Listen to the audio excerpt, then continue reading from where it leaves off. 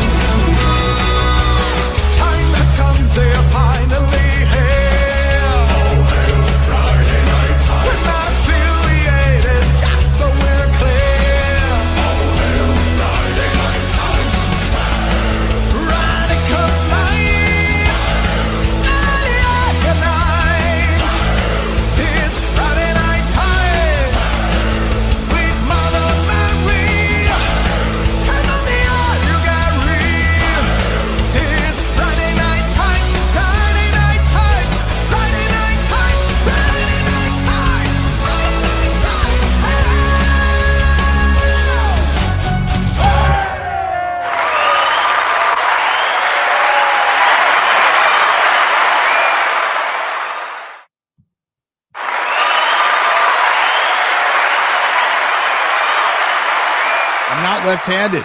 I have to use the soundboard with my left hand. I mean, I'm left-handed with some stuff, but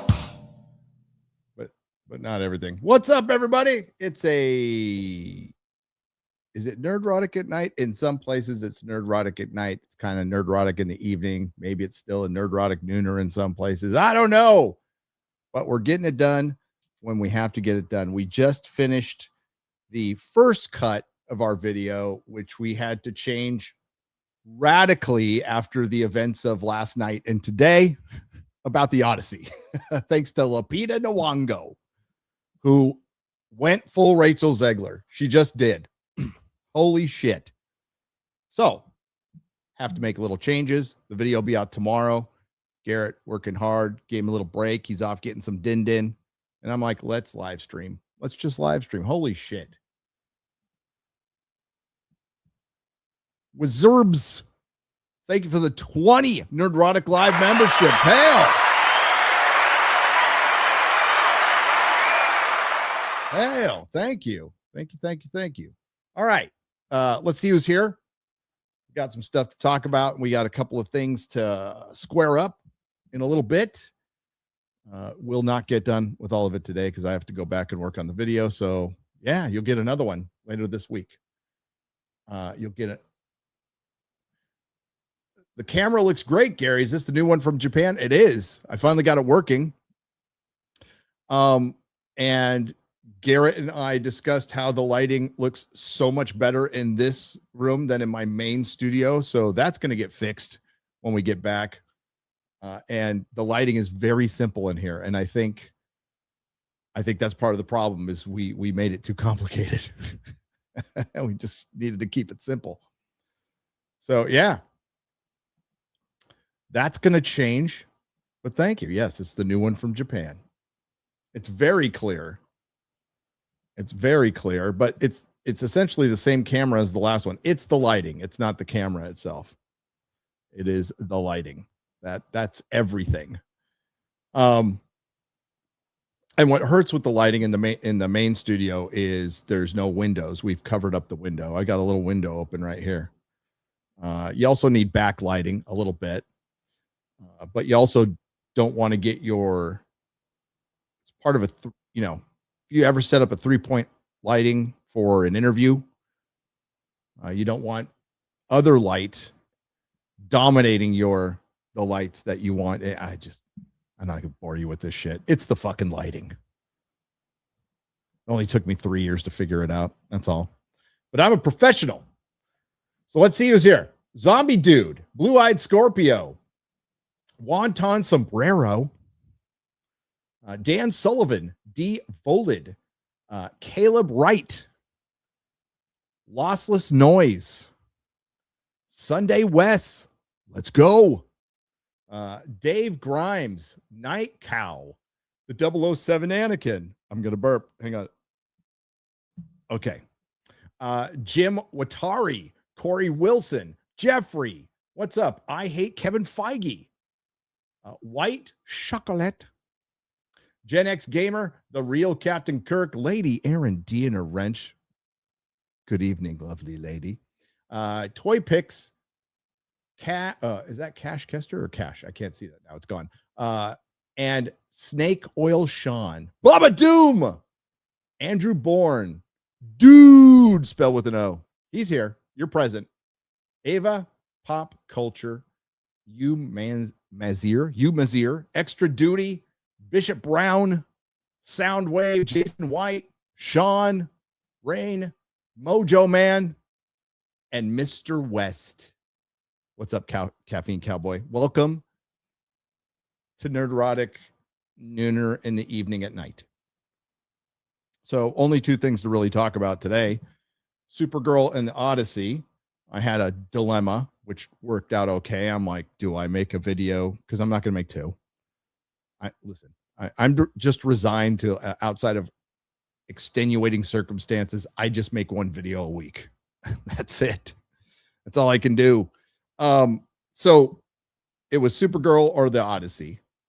And I decided on the Odyssey. I felt like, kind of said what I need to say about Supergirl. A couple videos, lots of live streams, lots of clips from live streams on Nerdrotic Daily. Don't forget to subscribe to Nerdrotic Daily. That is run by my editor, Perry Chan, one of my two editors. He pretty much does that channel full time now. Occasionally he'll come back and edit, and he makes the thumbs, and lots of help behind the scenes, but he runs Nerdrotic Daily. And if he's trying to get the 300,000 subscribers, we're at 296, I believe. So if you haven't already, please consider subscribing and supporting an Asian. So you're supporting diversity.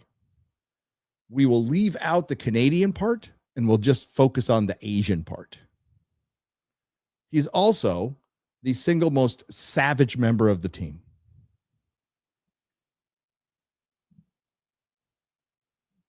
Particularly to us. But hail Perry Chan, hail Quarterback Garrett, who's already done a great job on this video. Hail X-Ray Girl, and My Nerdy Home Steph, who is our new part-time today in the last couple of days, full-time researcher.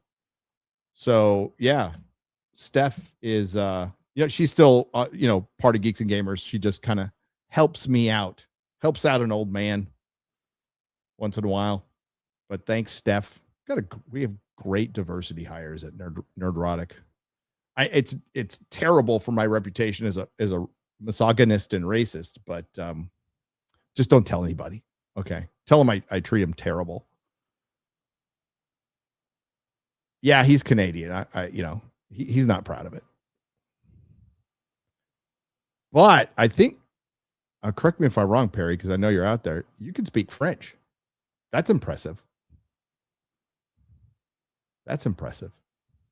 I can't speak English. So we have Supergirl in the Odyssey. Now there's still news with Supergirl. The blame game is on and it is going to shit. And I love every minute of it. And the reason I love every minute of it is because the studio and a lot of content creators gassed Superman up to be something it absolutely wasn't. I knew it at the time. I know it now. I will know it in the future. And I mean, we could have a difference of opinion on whether people like it or not. And there was a lot of people out there, probably people in the chat right now, who liked it. And that's fine. But making it out to be this massive blockbuster hit when it wasn't, and then bringing in excuses like it made a 300 million on digital and it made back its money on merchandise, when in the real world, I haven't run across a single person wearing the Superman's James Gunn shirt in the wild. I've seen him at Comic Cons, but not in the wild anywhere. Not fucking anywhere. So that's utter horseshit. So a lot of people gassing this movie up, and there was a point where we just go, okay, let's wait for Supergirl. Let's see how it does. And it was the same thing with Captain Marvel. Captain Marvel made $1 billion, which is a lot more than Superman. And we know why it made $1 billion. And a lot of people were gassing it up. And it was weird that a lot of people who were against Captain Marvel were gassing up Superman for precisely the same reasons people were gassing up Captain Marvel. Just makes you wonder. That's all. Just makes you wonder. So we just said, we'll wait. Okay, we'll wait. And you know what? We were all wrong except for Mahler. Now, Mahler was wrong too, but he was the best at guessing the box office. He was the best and the most skeptical, as he should be. I was too nice. Ryan was too nice. Everybody was. Because I don't think this thing cracks. It's definitely not going to crack 200 million worldwide. I don't know if it cracks 150 million worldwide. And I'll tell you why. I'll tell you why. Because as I predicted in my vidya, let's take a look.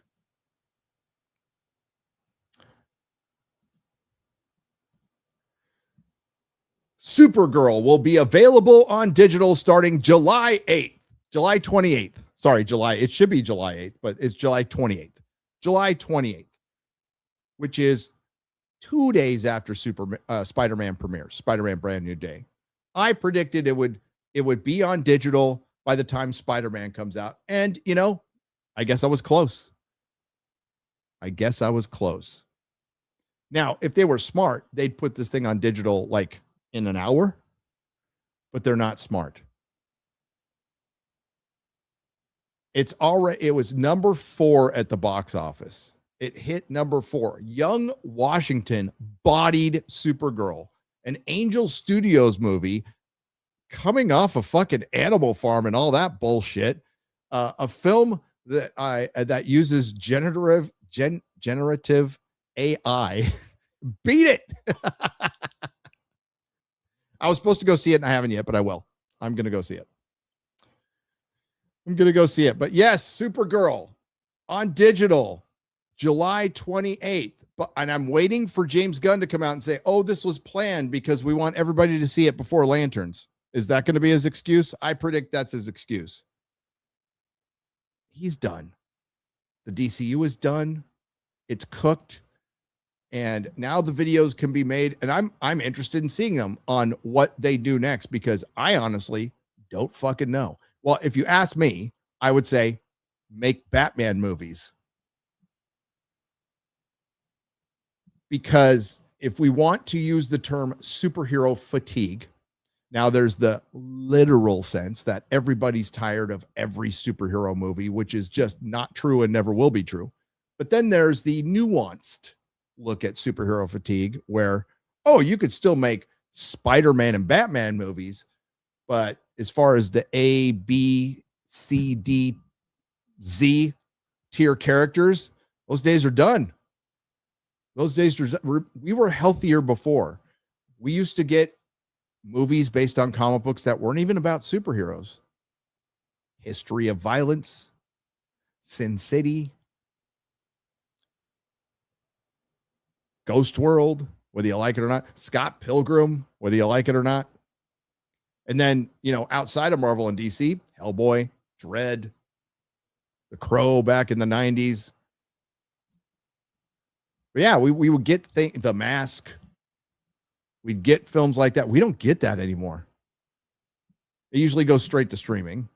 I mean, that's its replacement. But we don't get that anymore, which is sad because I liked a lot of those movies. Dredd is the best. So Supergirl will be on digital on July 28th. And now the blame game. Now, Az made a great video on this today. There was estimates and people were trying to flex that Supergirl made over $100 million worldwide. Well, it turns out those estimates were wrong. It has not hit $100 million worldwide. It's at $99,472,071. I almost said cents, but dollars. So it's at 99 million worldwide. The international is abysmal, and so is the domestic. And I don't think it hits 100 million domestic. I don't know if it hits 75 million domestic at this point, considering next week is the Minions and Monsters. A lot of people are saying it underperformed. Okay. A lot of people are saying it underperformed, but I've got something that might contradict that. Again, Az found this, and I just want to point out that I think a major record just got by, as far as box office is concerned, got by everybody. And I don't think enough people are talking about this, guys. Because Minions and Monsters made $16 billion at the box office just on Friday. Holy shit.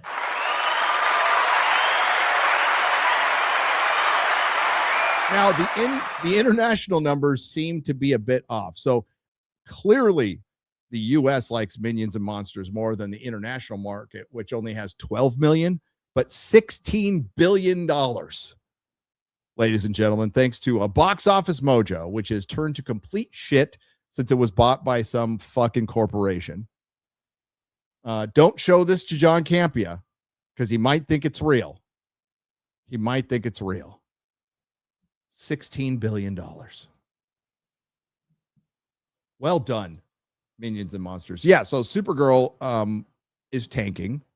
It was, and will be in the future the most predictable failure of all time. But keep in mind, as we look at the Odyssey trailer ratio, and I looked at other ratios, the Acolyte was ratioed. The Marvels, not quite ratioed, but close. Supergirl was not even close to being ratioed. Not even close. Overwhelmingly liked on YouTube. And the blame game, and now it's Warner Brothers, who had a great year last year outside of Superman, had a bunch of number ones at the box office, had Sinners, which they put a lot of money into, which was just passed up by Obsession as the most successful rated R something. Whatever record Sinners had, Obsession beat it. Black Twitter most affected. Just want to point that out. Black Twitter most affected. They are really upset about it. So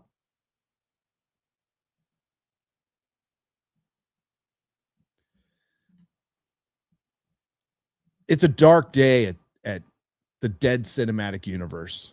And James Gunn is a lame duck CEO. He's just playing it out till his administration ends which will be soon. The question is, does he quit or get fired? Far be it for me to agree with John Campea, but in a sense, I do. He made a prediction.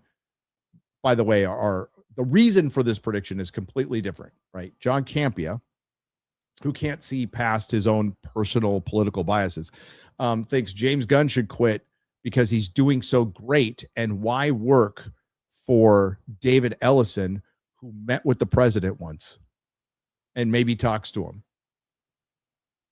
So he said that James Gunn should leave and go back to Marvel out of principle. You know, James Gunn, the most principled man in the world, you know, honest, authentic, good American values. James Gunn is going to quit a Hollywood position where he is CEO based on his principles. No, I think he quits with his tail between his legs and does the "you can't fire me, I quit," and then crawls back to Marvel to beg Kevin Feige, who might not take him back. So here's what I know. Their relationship did not end well. I don't think this shocks anybody. I don't think this surprises anybody. Now, just because a relationship doesn't end well in Hollywood, which happens all the time, doesn't mean people won't work with each other again. But if the whole like, good luck, buddy, going to work for the competition after we fired you for some jokes. And listen, you could not like the jokes, and I won't complain about it. I still think there were jokes. There's an awful lot of them, though. Kind of weird. So he's mad that he got fired. Kevin Feige's mad that he went to the competition. So he would have to come crawling, begging for his job back. I think it's more likely that he's just back at Troma. But you know where he won't be? Finishing his 8-year plan for the DCU. Man of Tomorrow needs to be The Empire Strikes Back and The Godfather Part 2 combined. And I don't know if that even saves his job. But it needs to be a 10 out of 10 movie that is considered for Oscar nominations, that also makes $1.5 billion at the box office worldwide. Then he maybe saves his job. I think the likelihood of that happening is, I think we're more likely to get The Win's a Winner before that.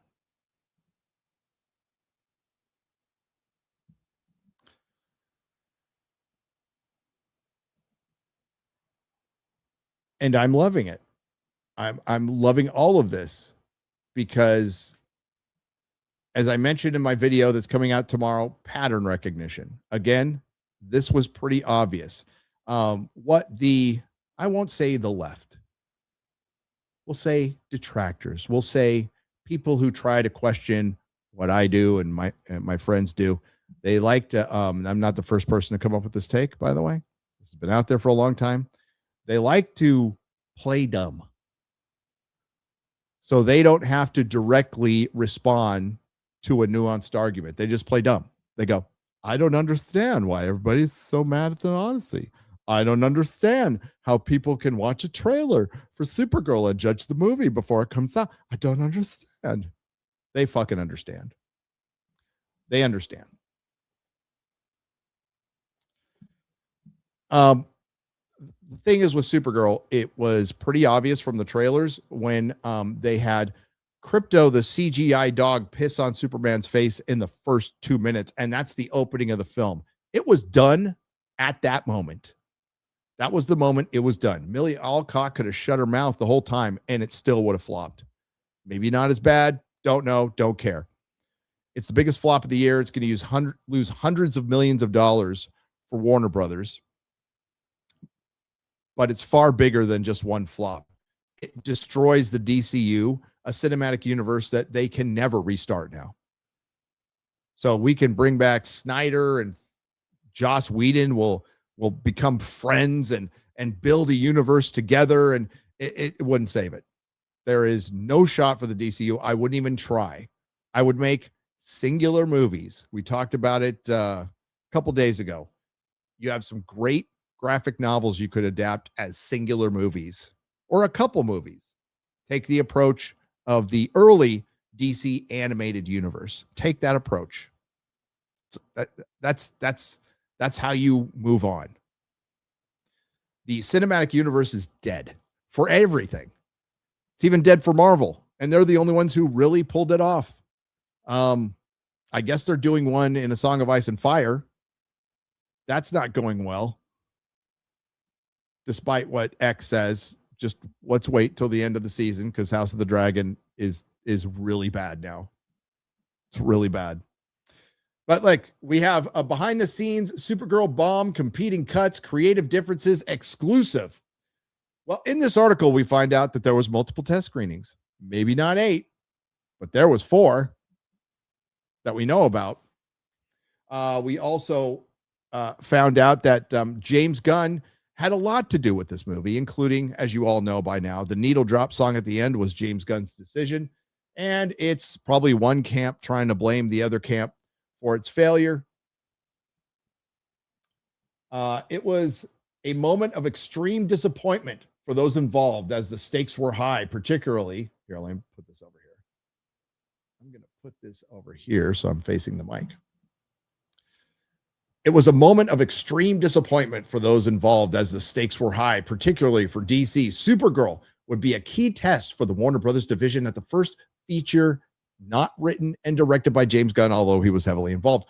Following last year's inaugural outing, Superman, it needed to work to prove the studio could expand beyond projects directed by Gunn. The A-list filmmaker, is he? James Gunn is not an A-list filmmaker. That's ridiculous to say. Because he's a CEO doesn't make him an A-list filmmaker. As a matter of fact, I think you can count A-list filmmakers on one hand with 3 fingers right now. Behind the Guardians of the Galaxy movies, Peacemaker and the Suicide Squad, and the very public face of the brand. Months later, where did you go?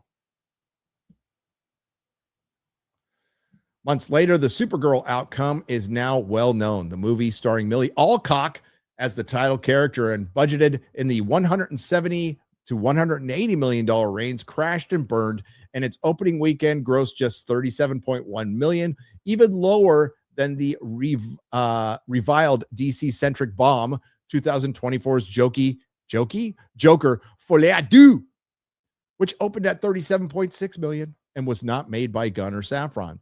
And while one failure need not be an indictment of a slate, and there has been all sorts of pieces as there have been all sort of think pieces as to why the movie failed. Was Alcock right for the role?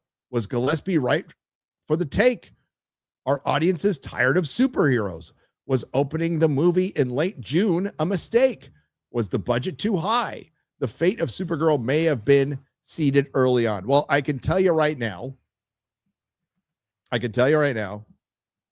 that you could have released this thing in the middle of February with no competition, and the result would have been exactly the same.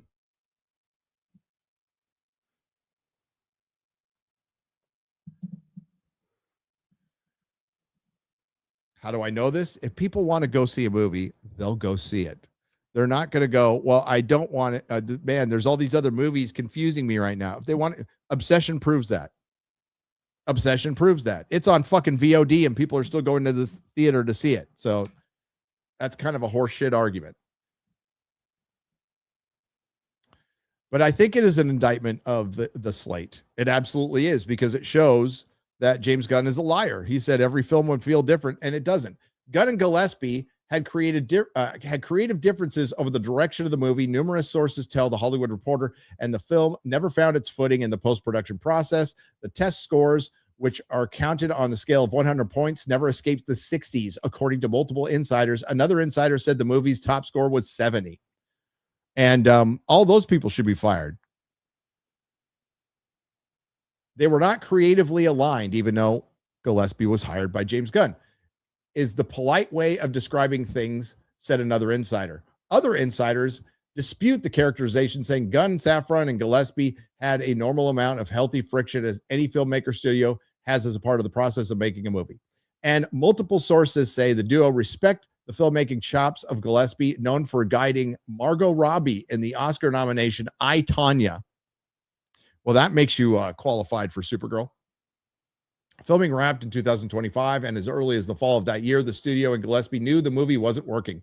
After a December test screening, I was told that screening was bullshit. The studio decided to take matters into its own hands and took charge of the post-production to make its own cut. The studio also enlisted writer Jeremy Slater, a Gunn favorite who previously wrote an unmade feature based on a DC superhero, The Authority, to help with the post-production process. That didn't help. What's he worked on in the past? Let's take a look, shall we? I'm going to take a look. Let's see what his IMDb is. He has worked on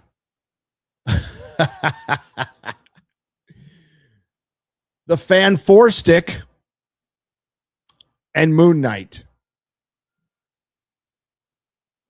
Godzilla, Kong, Exorcist remake. Oh, and the live action Death Note on Netflix. I can't imagine why it failed.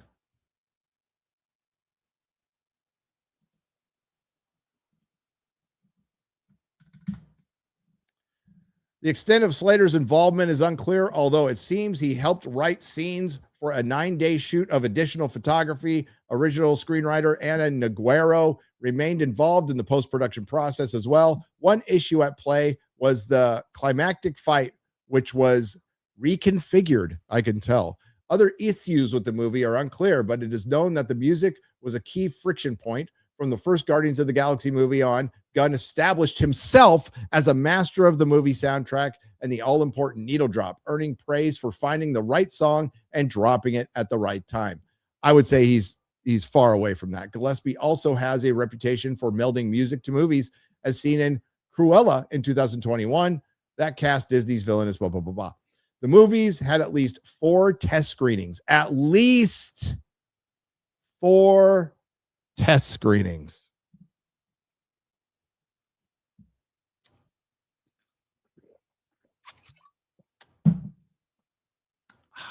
According to sources, with screenings held in December 2025, as well as February and March of this year.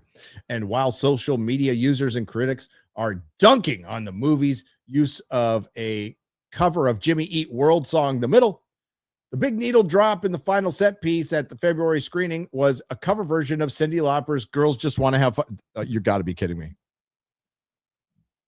You got to be kidding me. That song choice came from Gunn, but it ultimately was abandoned for Jimmy Eat World cover. The movie employed 2 editors. There was so-and-so and so-and-so, don't care. There were signs that things were getting better. Deep into winter, test scores improved and hit the low 70s. However, rather than continue to tinker away at the cut, the studio decided to force a bake-off by creating 2 cuts, one by Gillespie and the other by the studio. You know what? You can take the people out of the company, but the company remains the company. That is the most Warner Brother of Warner Brothers moves. And Gunn was going to be all... Zack Snyder was better at DC. Zack Snyder was more organized at doesn't matter if you like it or not. These are facts. Zack Snyder was better at DC. He was more organized at DC, and he got better results at Warner Brothers. It is unclear what major differences emerged, but one source says Gillespie's version was 11 minutes longer and featured more of the villain Krem, played by so-and-so.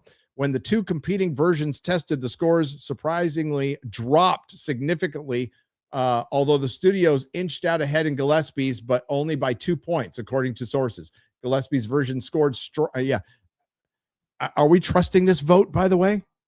Is this like a mayoral election? We're doing test scores for competing versions, one from the CEO and the studio and one from the director. And oh man, the studio eked out. Wow, crazy how that happened. They both would have sucked, by the way. Although the studios inched out ahead in Gillespie's, but only by 2 points, according to sources. Gillespie's version scored strongly on song choices, pacing, and villain. Eking out a win, even a middling song. The studio chose its cut as the one to go with in theaters. So the studio investigated itself and it found out it was innocent and right. A studio insider says the differences were not particularly pronounced. Studio insiders paint the back and forth process as routine. Shit. The fuck out of here. So blah, blah, blah. In many ways, the strategy remains intact despite the setback. Gunn and Safran will continue to guide the ship until Ellison takes over in a couple short months. Let's see if there's anything more. Perhaps the biggest challenge ahead for Gunn and Safran may be building a superhero studio right as superhero movies are no longer a bulletproof genre for moviegoers. Gen Z does not care about superhero movies, noted a studio head. Bullshit. Gen Z fucking loves manga and anime, which are filled with superheroes. They like superheroes. I'm going to defend Gen Z on this one. They don't like shitty superhero movies. They don't. Just like Gen X, Gen Alpha, even those crazy boomers, they like good superhero movies, not shitty ones. There have been too many shitty ones. You cannot survive. You cannot fucking survive putting out 6 flops in a row before you start your DCU. Would have been 7 if Batgirl came out. By the way, partially written by Anna Neguero. You had one chance to get one going, and that one chance was a good Superman movie, which you did not deliver. And the proof is in the pudding. The proof is in the performance of Supergirl, which actually did more destruction to the character of Clark Kent and Superman, which are essentially the same. You lose. You lose, James Gunn. You know what? Big difference. Big difference being a director and a CEO, isn't it? A CEO who likes to freaking run his mouth on threads.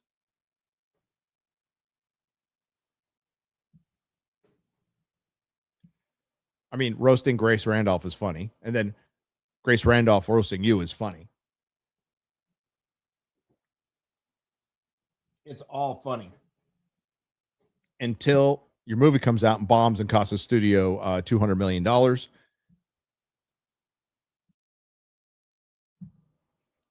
Then it ain't so funny.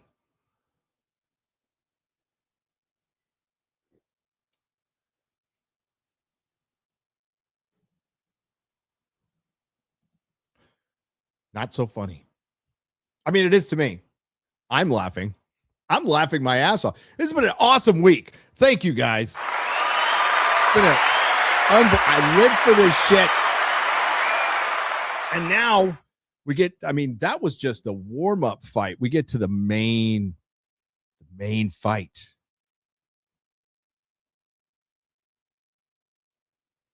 Top of the card, The Odyssey.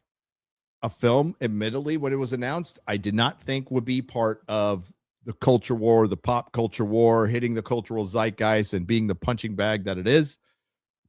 I certainly knew there would be criticism from people who want historical accuracy, who I respect.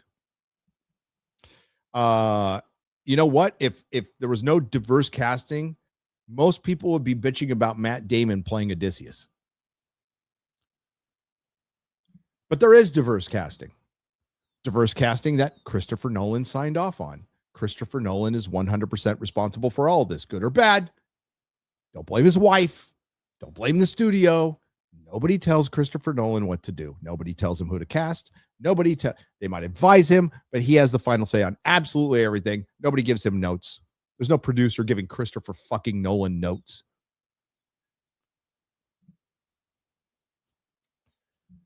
And it's been a shit show. Well, since they put Elliot Page and Lupita Nyong'o in the trailer. You know, Jeremy called it, because if you go with the first trailer, the dislikes are up on it now, but before it was overwhelmingly liked. Now, I don't think it was that impressive. I mean, outside of the diverse casting, if you ask me what I think of this film based on what I've seen in the trailer, I go, I thought it would be a little better looking. And it's not. It's very stark. The color palette is lacking of color at all. It looks dreary.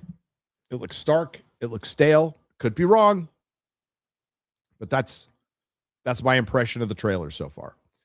But Jeremy said, yeah, they put one frame of Lupita Nyong'o and it's going to get ratioed. And at the time, I'm like, I don't think it's going to get ratioed. Oh, well, oh, shit.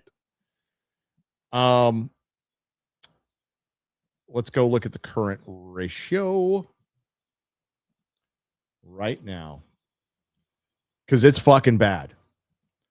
And of course, we have to consider, and we talked about this on Friday Night Tights, and we've talked about it in the past, that the dislike button is an aggregate. So you have to consider that it's people who want to get the dislike button, who want to see dislikes.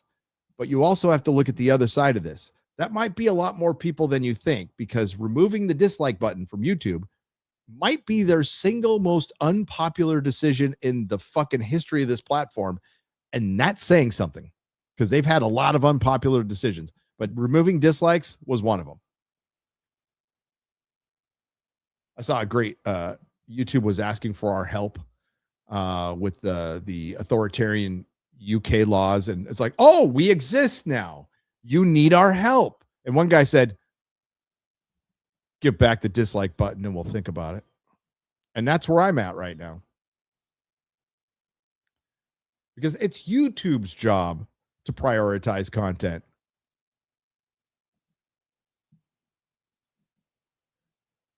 I can't share it. I can just share one that's close because it's on a different browser. I can share one that's close. Hang on.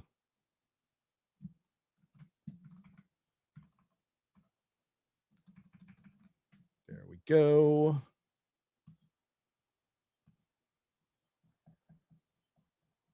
That's it. We can do that one.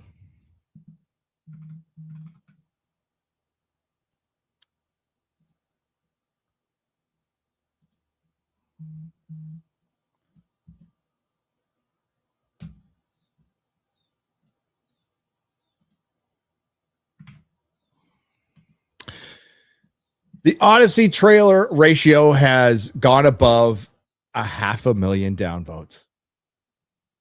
It's actually at 563,000 downvotes right now.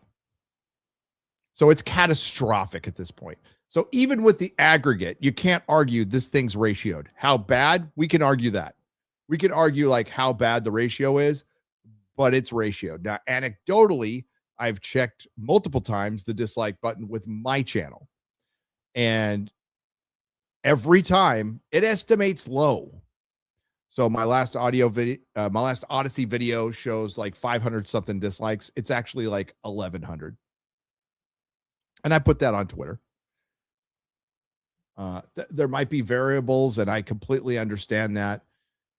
But I think a lot of people are being a lot easier on this because it's Nolan, right?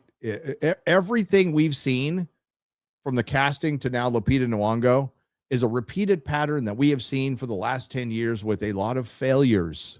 So you can't blame people for thinking this is a failure. That being said, you do have to consider Christopher Nolan and the power of his name and the power of his fandom. And that does make things really fucking different. It just does. So, and my video tomorrow will be going over the pros and cons. Because a lot of people are saying it's going to flop, and like it might. I may be completely wrong. I have no fucking idea. I have no idea. I could guess, but I have no idea. I guess in the video. So it's at 563,000 dislikes. Also, they're locking replies on X.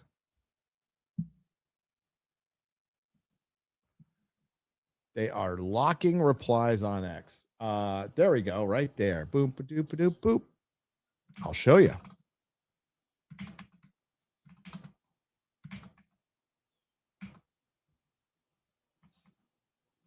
Where did I go?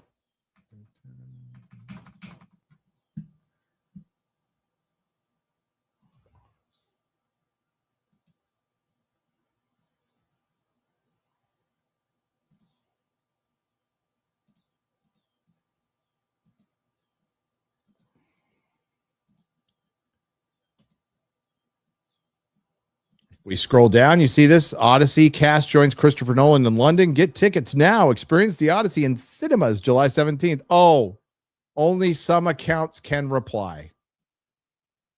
And they've done that with everything. So you don't think they're aware there's a little bit of a problem? There's a little bit of a problem. Made worse by one Lupita Nyong'o. Steph tweeted this last night. She's done some great work, by the way. 4.3, dude, it's doubled since I last looked at it, Steph. 4.3 million fucking impressions. Well done, milady. Well done.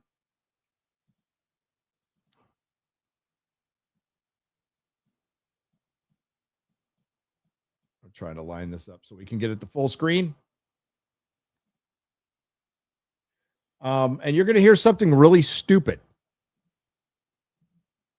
Lupita Nyong'o was asked, if you could ask one question to Homer, what would it be? And this is her answer.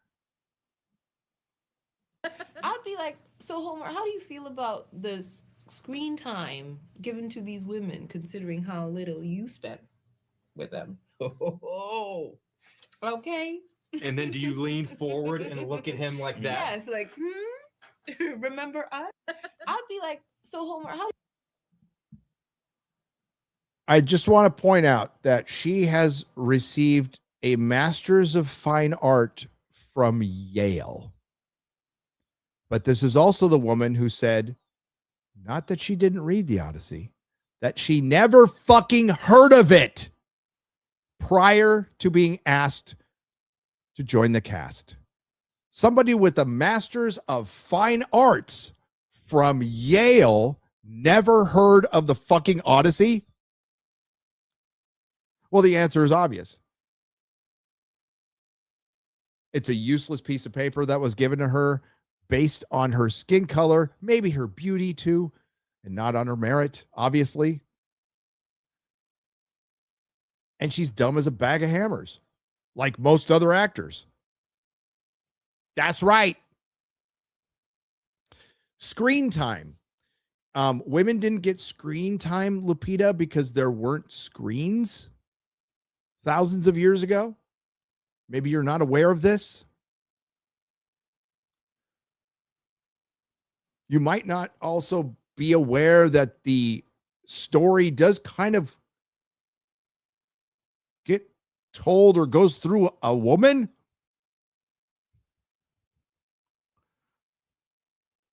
Did you forget that part? Yes, there is some. Oh, and Homer probably hung around plenty of slave women. Okay.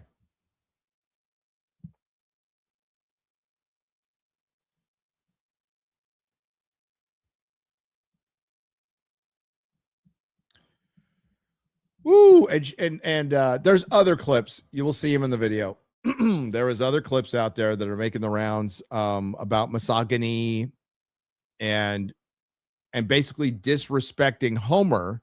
So yeah, she is going full Rachel Zegler now, disrespecting the source material out there as a diversity hire, disrespecting the source material. This is your necessary redress of balance from the Rings of Power. This is your evidently so from Snow White. This is it. So you can't blame people for going, this thing's going to fucking flop. I don't blame you at all. And again, I don't think it is, but I can take my medicine if I'm wrong. I can take my medicine. I'm all good. I am very interested. Now I'm interested to see this movie for all the fucking wrong reasons, because I was actually interested in seeing the Odyssey, but the trailers have turned me off. The casting has turned me off.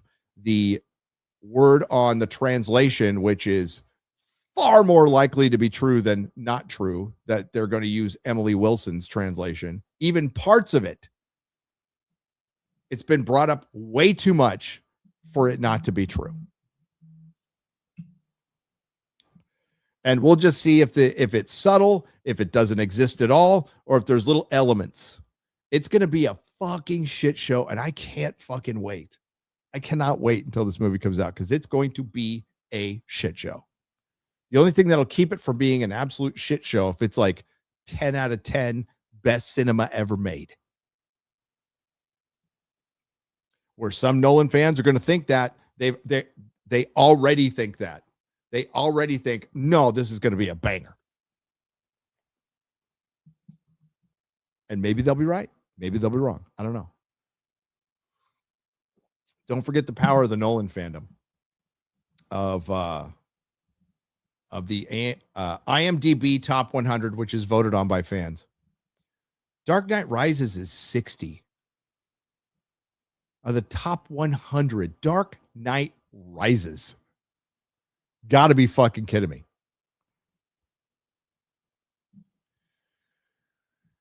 Yep. She didn't do the Odyssey any favors.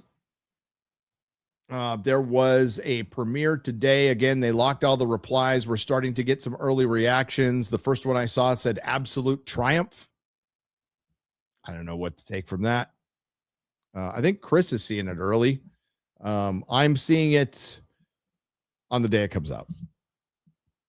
And we'll have Metatron on Friday Night Tights that week, and it's going to be fucking fun. We got Sargon on this week. Very excited about that. But that's the Odyssey.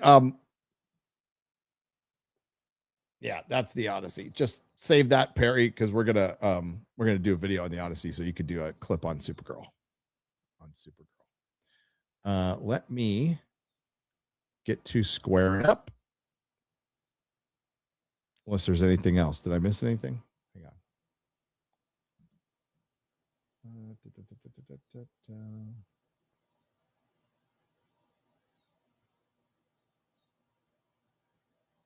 What's this?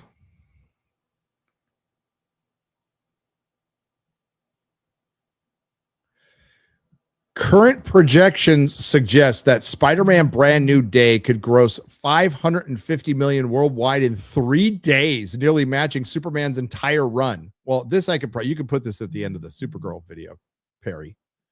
I will say it again. I feel very good about my prediction that Spider-Man Brand New Day will make more than Superman and Supergirl combined. I think that is almost guaranteed to happen now.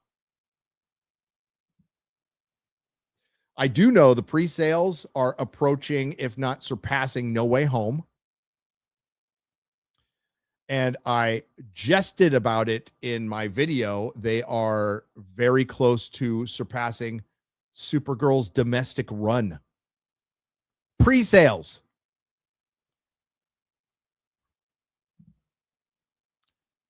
But the thing is, like, it's been an up box office year this year, but it's not as up as Hollywood was hoping. Now we have Obsession and Back Rooms and Project Hail Mary. We've got stuff like that, and there are some movies approaching $1 billion, so they're almost at $1 billion, but it's not as hot as they thought it would be. And let's keep in mind that IMAX screens, the prices are double than your normal ticket prices. So everything's so jacked right now. They're charging more money to fewer people. That's how they've done it in comics for years. And now it's a hit. A comic is a hit if it sells 100,000 copies to a store. That's not even 100,000 copies to people. And that's counting all the variants too. So that's people buying multiple copies, but they're not actually reading them.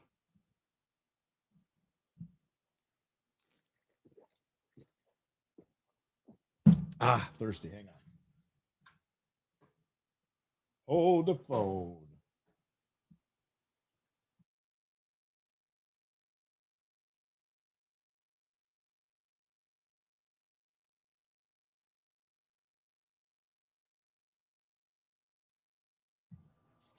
All right. Now I got to get to the square up.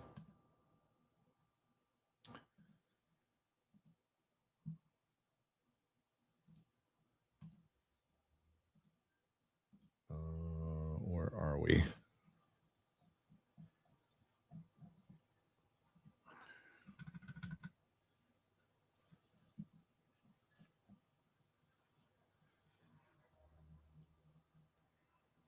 Let's go FNT, and then we'll get some. We're going to split it FNT and do a little House of the Dragon.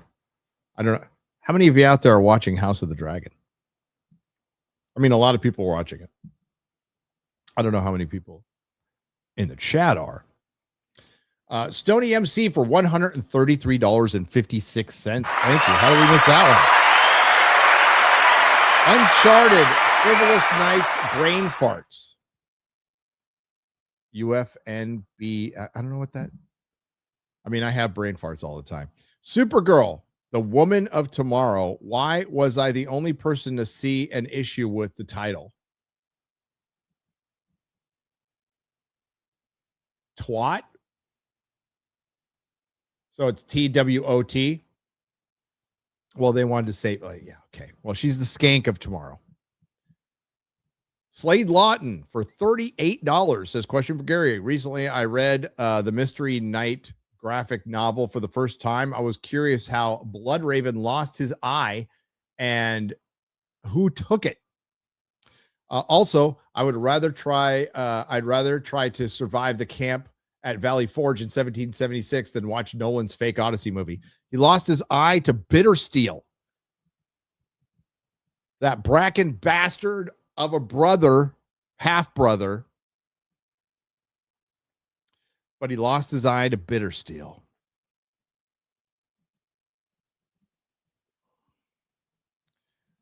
In one of the Blackfire rebellions. And Bittersteel lost his girl to Bloodraven because he's a fucking Chad. Because Brackens are bitches. Blackwoods are fucking awesome. Robert Grissom has gifted 1 Nerdrotic membership. Jesus Davila has gifted 1 Nerdrotic membership. Kink Hunt has gifted 5. And Wandering Wolf says, God bless America. Drink tea to celebrate. Hail, Michael Collins. Thank you for the $9.99. Felix, or Fortunate One, for $9.99. Hail, just back from Greece. I asked my local tour guide about Nolan's Odyssey, and his looks said it all. He said he had 0 issues with Anne Hathaway or Matt Damon, but hated the diverse casting. Yeah, like Anne Hathaway is passing. Matt Damon isn't. But you need at least Greek passing, right? Especially when you apply their logic to their own movie. They're the ones obsessed with identity. They're the ones obsessed with cultural appropriation. And they're ignoring the identity of the country of origin, and they're literally appropriating its culture. Like doing that thing. And it's Christopher fucking Nolan doing this. What the fuck, dude? Doombot, thank you for the 99 cents. I appreciate it. Captain Wreck for 20. Happy 4th to you all. It's late, but happy 4th. Canadian Air Force vet here. Lived in OKC on exchange to the USAF for many years. Loved my time there. And happy 250th from someone who remembers the old alliances. Still, LOL. Replace Ryan with Spock? Well, we replaced Ryan with Vera. Vera Dark. Can't wait to get my new glasses. Oh my God. These things are scratched up. I can't see shit out of them. Just a few days.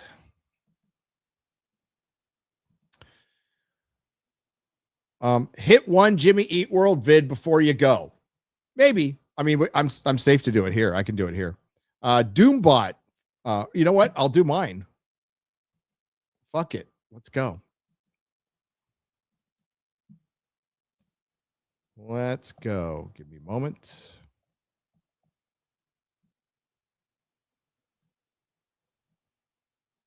Where is it? It's way down here. Below that. Below that. Jesus. Where'd it go? Man, I tweet a lot. This is okay. There it is.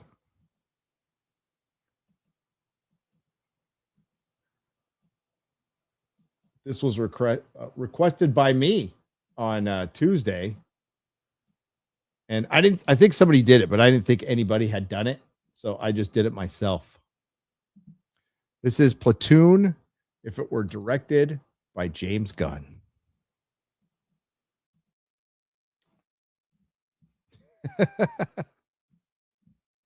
There you go. Garrett did one as well. Perry did one with Apocalypse Now. I think Garrett did Austin Powers. Hail the Fellowship, says Jackson Cagle for 20. Thank you. Thank you. Kawi Riders for $10 says Silo season 3 drops today. One of the few good shows out. Hopefully they don't ruin it. That got a little boring for me. I was interested in the first season.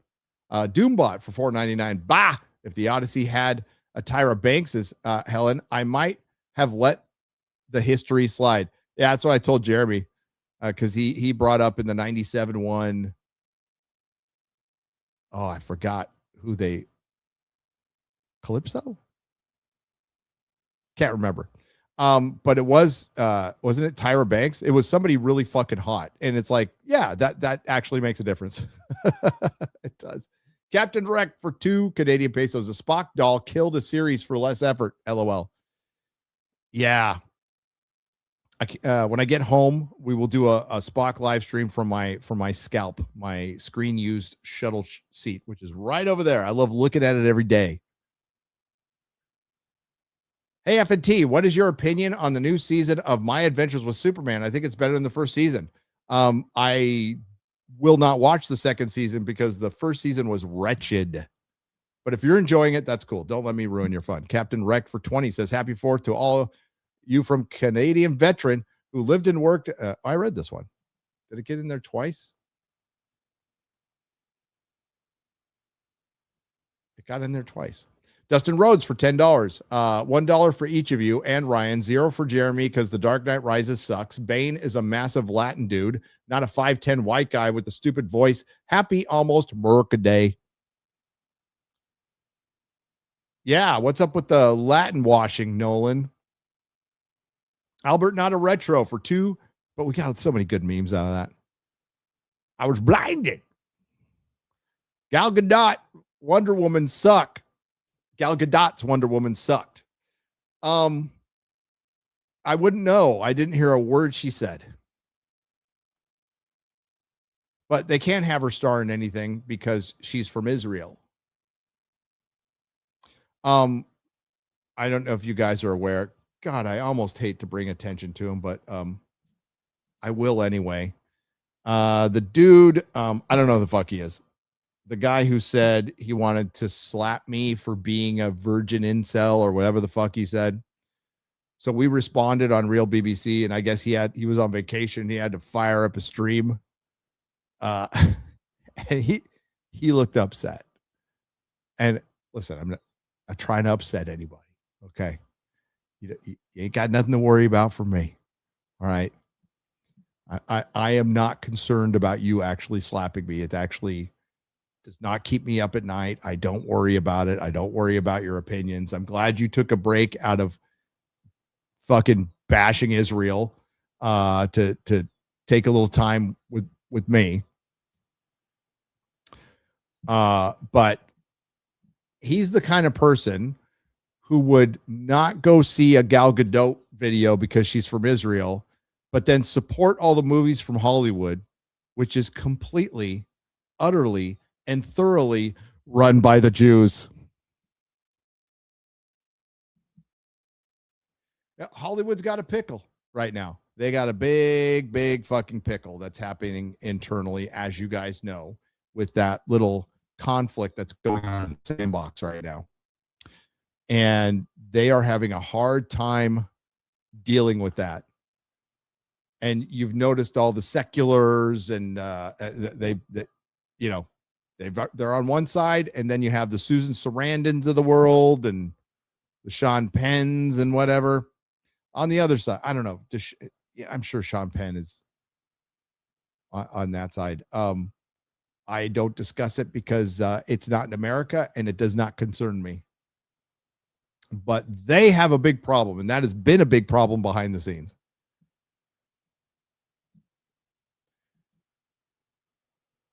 But yeah, that guy took time out of bashing Israel. Like every fucking video was about Israel, right? And then it's like Israel sucks. Israel's terrible. Is this the end of Israel? Israel genocide. Supergirl. Israel sucks.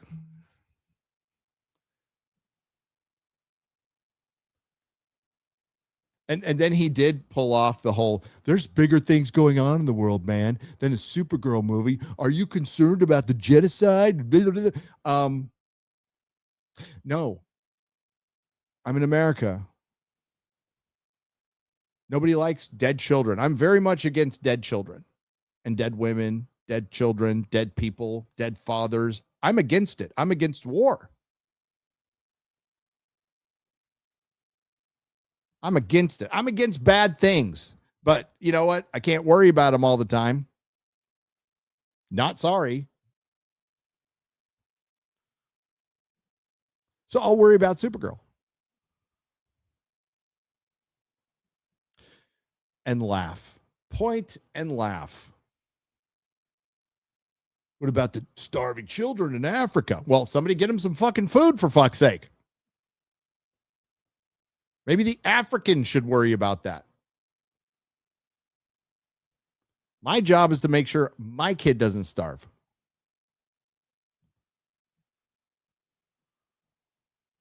I was on Piers. This is the Africa expert episode. This is where it all comes from. And he brought me on with 3 black people, and they talked about Live Aid and Bob Geldof and some pop singer from Africa who's in England, who's living in England right now, enjoying Western civilization, got really upset that Bob Geldof wanted to do something Live Aid-ish or something. He wanted to donate money to starving children in Africa. And this guy's like, you're making Africa look bad.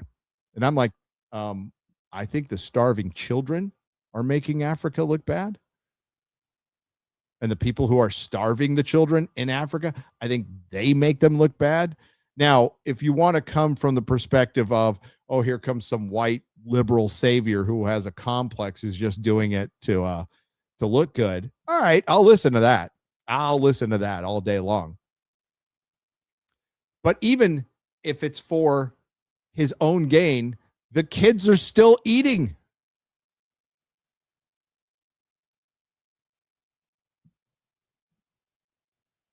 That's why I'm an Africa expert.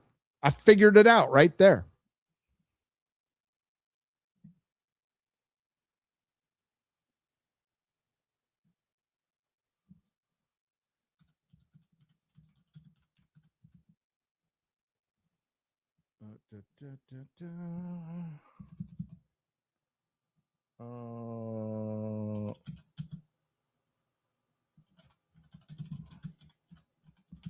I was looking up that clip.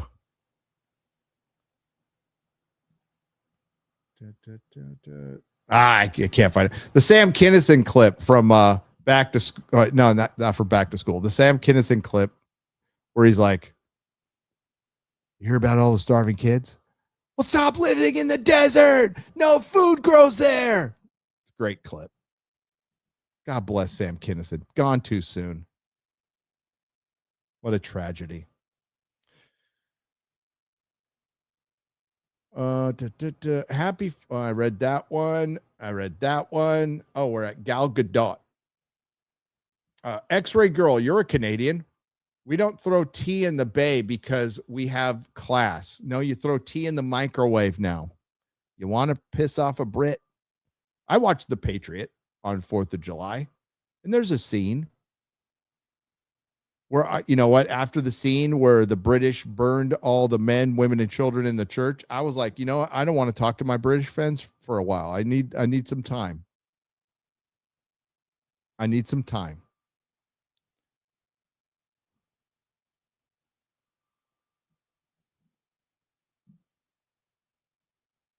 I watched Independence Day. Well, I barbecued, watched Independence Day. I barbecued, watched The Patriot, barbecued, watched fireworks, barbecued. I made like 20 something brats. We still have some in the fridge. I still got it. I haven't barbecued in like, I don't know, 10 years. I still got it. All those years, you know, tailgating for San Diego Charger games and San Diego Padre games. You just don't lose that skill. As a dad, taught my son how to barbecue, how to get it just right. I had Melissa's family. She took pictures and you know, all the Wisconsinites, they're like judging me on my brat skills. I showed them what for. Now, nobody tell any of the women out there that we barbecue because it's fucking easy. Just let's run with it's highly skilled operation.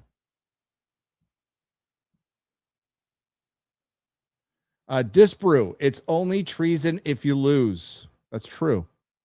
Just walked out of Scott Eastwood's Lucky Strike movie. It was decent. Remember when, God, was it when Suicide Squad came out and Scott Eastwood is in that, and there was rumors that he might become Robin? Remember that rumor? I remember. Smoke, malt, and miniatures for 20 British pounds. Proper money. Hail, Papa Incel. Hail.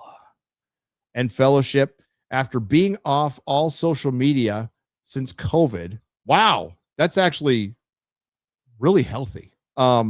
I am starting a smoking meats, whiskey meats, Warhammer miniatures. Wow, that is kind of cool.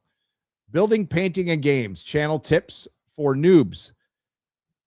There's a lot going on there. That's very niche. I would definitely lean more towards the Warhammer and then the smoking meats, and that be a little part of it, like a fifth of it, but most of it should be Warhammer. I usually recommend against making a channel on a specific thing. Unless you're just doing it as a hobby, you don't care, you just want it to be fun, then do whatever the fuck you want. But I always like leave it open to like cover other things and evolve. This channel started out as basically a ripoff of a horrible ripoff of Talking Dead. We were gonna react to TV shows live after they air. That was our whole thing, our whole shtick. I wasn't gonna make videos or do anything. We were just gonna do a show where we discuss the genre TV specifically. And look what it turned into. Not that. We still do that, though. We just did it with House of the Dragon. But have fun. Keep your expectations realistic and have fun. It's the best hobby in the world. And again, I did it as a hobby for years.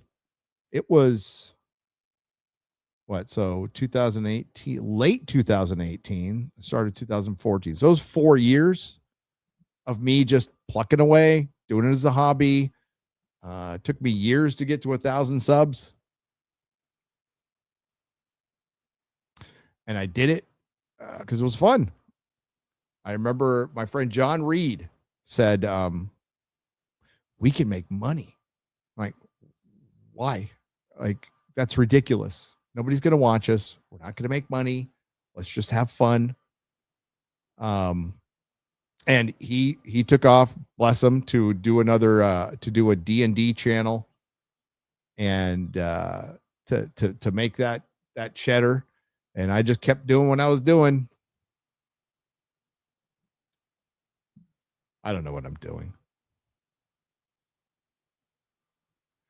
Oh, yeah.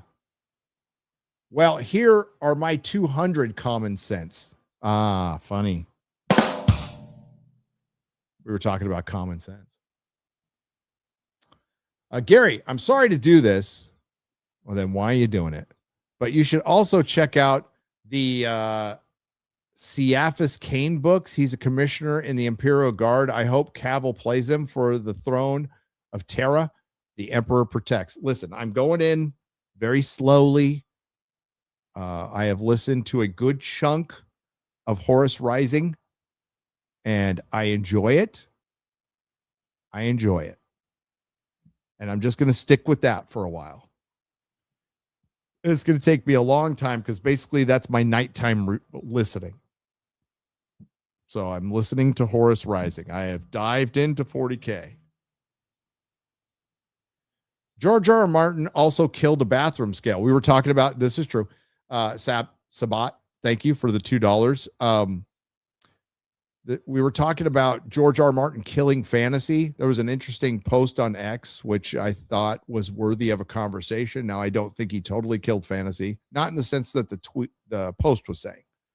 The post was saying, well, he didn't finish his books and it discourages other writers.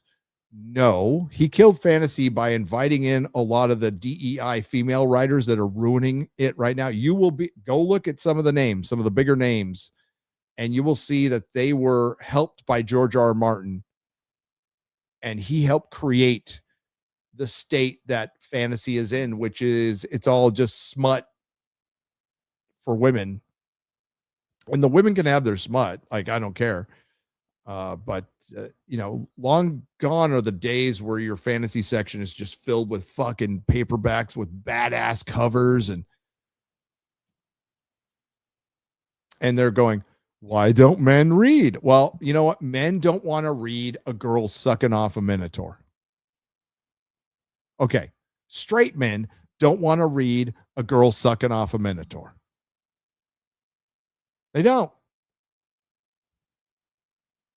Saving the girl. Frazetta ruled. God rest his soul, one of the greatest artists and creatives to ever live. Bubba Doom for 20 says, Gary, I already read that. Sabat. William J. Boo Rat Blackshire for $2 says, by ending for Doomsday as Doom recreates reality where all heroes are actors with no powers and all their stories are just comics and bad films, or bring in Miller. Yeah, I'm going to say, you know what that sounds like?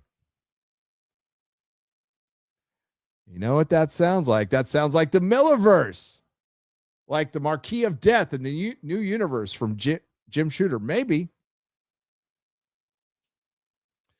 I do think that if they were to relaunch a DC, I would advise strongly against a DC universe, and they should bring in Mark Miller and his cabal of friends.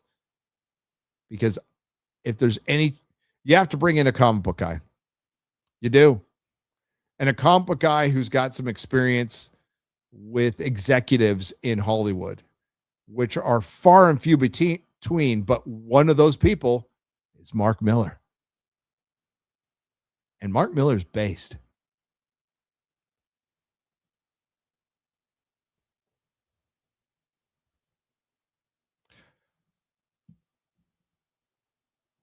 Chris Gore got canceled. Why did Chris Gore get canceled? Chat. Who canceled Chris Gore? What did Chris Gore get? Answer me. No, I'm just kidding. If you have an answer, let me know. I'm keeping an eye on the chat. What happened to my boy Chris? Because Mahler is gay. Mahler is not gay. Well, I mean, I wouldn't care if he was, but I don't think so. Bad takes. Chris has some good takes. Come on. He got married.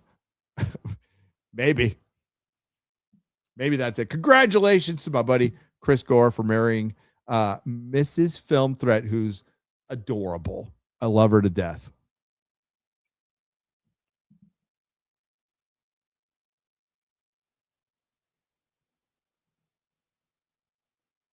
Mahler is British. Yeah, see, it's hard to decipher if British or gay. Gary, when are you doing Udsub Pod again? I just talked to Eli Tyler yesterday because he was asking me if I was in town because fucking Count Dankula is in San Antonio and I'm not. And how often do I get to meet Count Dankula? If Dankula is still around, I would actually consider flying home for a day to hang out with him if he's still around. But yeah, Eli and I chatted. We are doing the Americon on August 30th. I don't know if one of the mods can put in the link. But yeah, Americon, August 30th, Unsub Podcast, guys. It's a fundraiser for Brandon Herrera. It's also a fundraiser for Texas veterans. So there is a ticket price. This isn't like one of our meetups. This is something we're doing with the Texas veterans and Brandon Herrera to raise money for them. Jeremy's going to be there. Ryan's going to be there. Cord Black's going to be there. Comics is going to be there. The Gay Republican's going to be there. He's just confirmed. I do believe I heard that Michael Collins is going to be there. A lot of cool, and many, many more. Brandon Herrera is fucking based. Hell yeah, he's awesome. All those guys are awesome. Donuts, Eli, Brandon are like good dudes. It's a rare thing you see in content creation. Avengers Doomsday plot synopsis makes me think some fanboy got a monkey's paw wish and blew it on the last Fox. We call him Foxman movie. It does kind of feel that's a good description. Dark Slide Riker. I like that.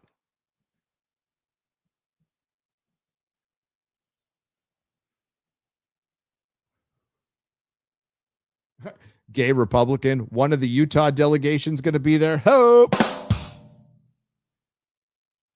I saw that, Bubba Doom. No, the Gay Republican's on. He's on Instagram.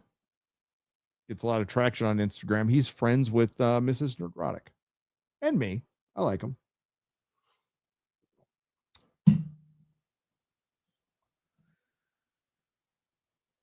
Just see Metallica in London first night, and it was epic. Roll on Sunday night. Happy 4th of July, by the way. Yeah, they're still out there killing it. Metallica. They survived their really bad phase when when Lars almost killed the band by having the worst take in the world about Napster. And then even worse, they released the Load.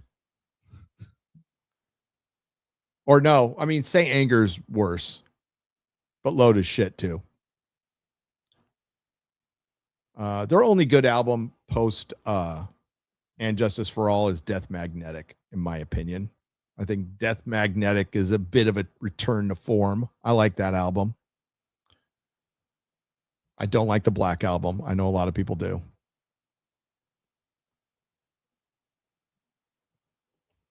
I don't like Nothing Else Matters. I don't like Metallica singing like love songs.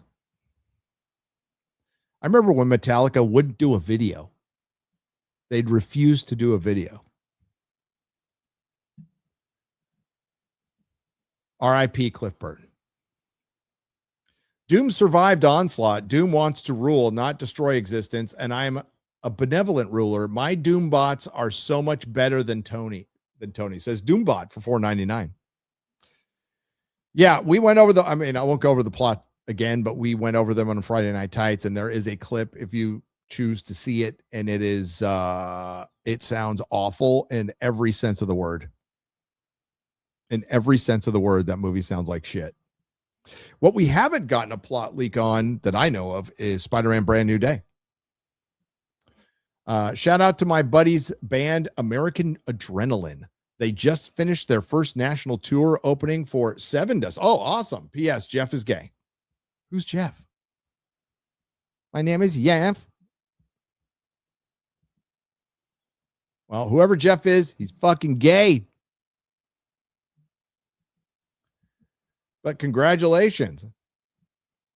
So Anthony Mackie can't get the shield because Cap left the universe instead of giving it to him in Endgame. Seems more offensive to Mackie.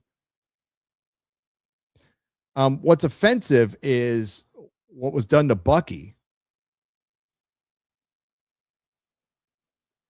Because every part of that story led to him getting the shield as part of his redemption arc. Instead, they had Wakanda take him in because they're more kind and forgiving than America. By the way, that's what happened in the comic books. And people revolted. They were pissed that Bucky came back. And then Brubaker did the impossible, wrote a fucking great all-timer story to the point where I did have customers going, I'm cool if Bucky stays Cap. I'm completely cool with it. And so was I. If you haven't read that run, it's magnificent. Word on the street is that the Inflation Bros are staging a march in response to visit by known homosexual Dede Cobra. Stay safe, Jeremy. Stay safe, says Sabat. Jeremy catching strays.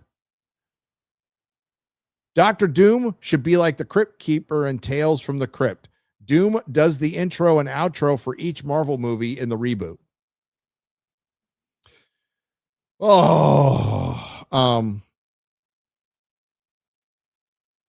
I was asked recently by somebody if some spoilers for Secret Wars are true. I just want to make it clear. I only know the very ending.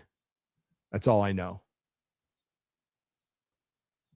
I know where it ends. Now, that could change. But it's something I promised never to tell. But I can tell you, you will not like it. You will not like it. Sideshow Beast is Beast.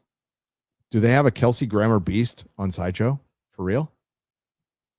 Oh my God, hold the phone.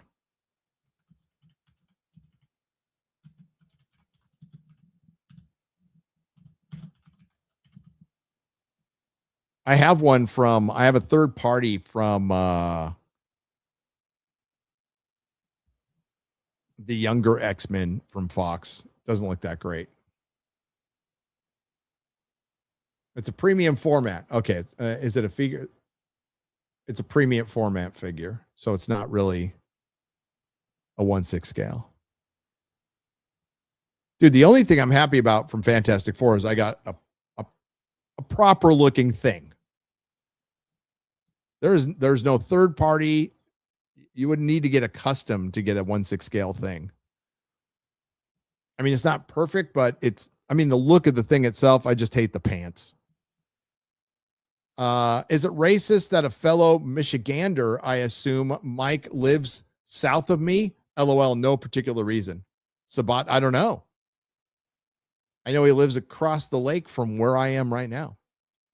William J. Boo Rat Blackshire for $5. I wish we still got twin movies like in the 90s. If we got a twin to Odyssey from another studio, who is directing me, 90s era Ridley Scott.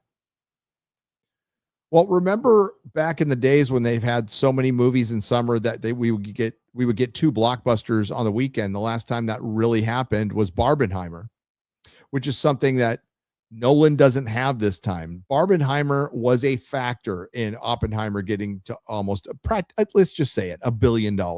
Hey, Jeremy, if we adjust for inflation right now, Oppenheimer makes $1 billion. And we'll give that to you. We'll give that to you. because it practically did. It doesn't make that without Barbenheimer, without that meme. It just doesn't. It still does really well.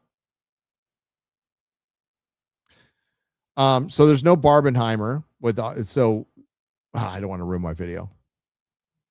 I got a video coming out tomorrow that will be discussing basically the pros and cons. Now, there's a lot of people convinced that the Odyssey is going to flop. I have people willing to bet me, right? I think Alpha Chad out there's wanted to wager. Savvy's like talking all this shit online. She wants to wager.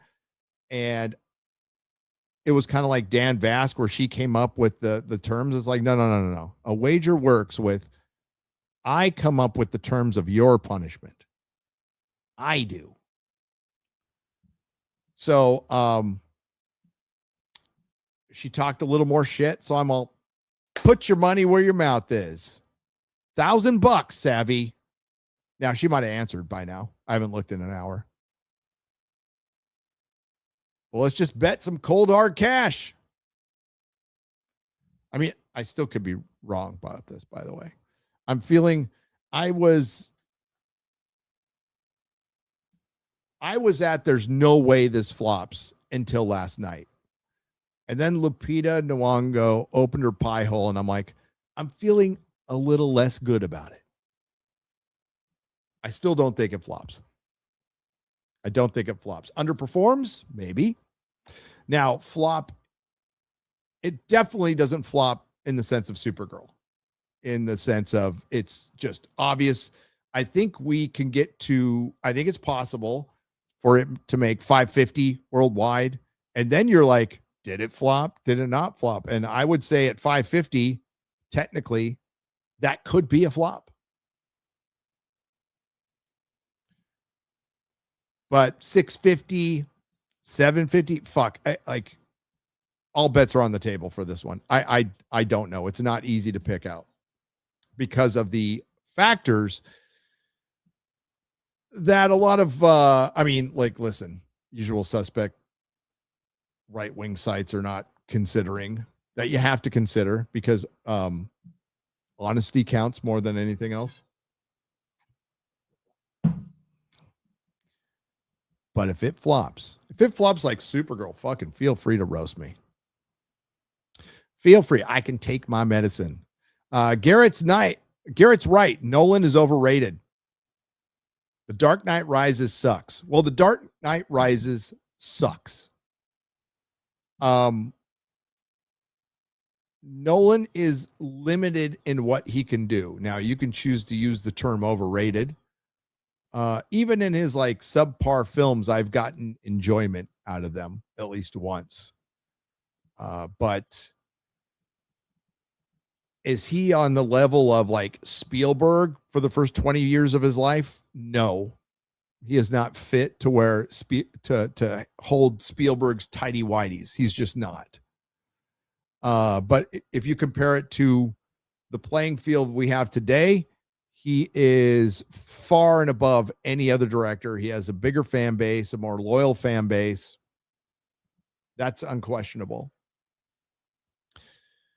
But The Dark Knight Rises sucks. Lazarus for 5 Canadian pesos. Toronto had its P-Ride parade and had groomers chanting, "We're coming for your children." Did they? Where's that video? I need to see that video. I wouldn't advise that. Doesn't help your cause. I know you think you're being chippy, but it doesn't help your cause. Could Ellen Page be Paris Hector's brother? Thought about it because La Helen was screaming after the scene. Ellen Page is playing Sinon, a character who was in, another poem. Virgil's poem. Some ordinary gooners for $4.99. Let the drag queens dance for your children and you're a bigot. Or yeah. Well, I've told the story before. They the drag queen story hour started in San Francisco before it caused a stir on Twitter many years ago. And my kid stayed home from school that day. It's like, nope, no fucking way.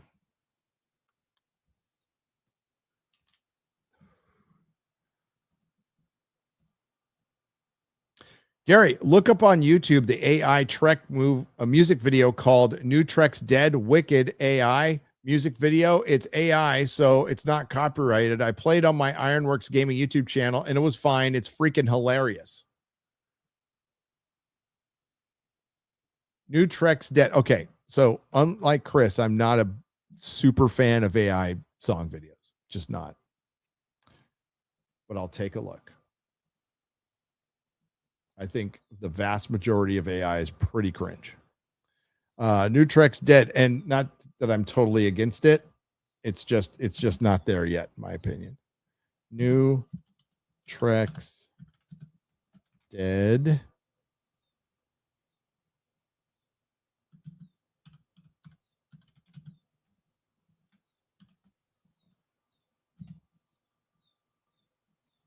I'm gonna watch it for a second.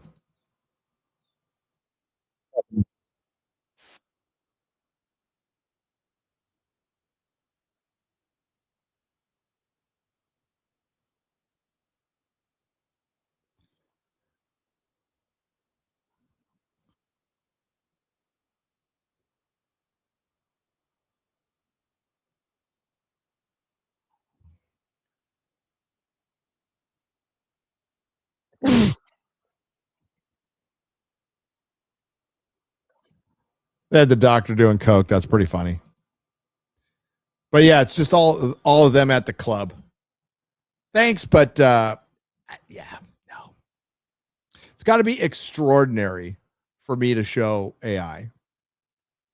What did you think of Young Washington? I haven't seen it yet. I was supposed to see it this weekend, and it got busy doing a video. But I will see it, Eric. Californicy says Strider Snake for $1.99. 42 Attack for $5. Had James Gunn watched the first 10 minutes of Batman versus Superman, he would have seen Clark Joseph Kent on the gravestone. Yep. Oh, yeah. He didn't know the middle name of Clark fucking Kent. Now, I don't expect any of you to know it, but I do expect the head of DC Studios to know it. I mean, props to him for admitting he didn't know it. But the fact that he didn't know it is just reason 42 why he should not be running DC Studios, period. He's not a lifelong Superman fan. James Gunn did not read Superman books.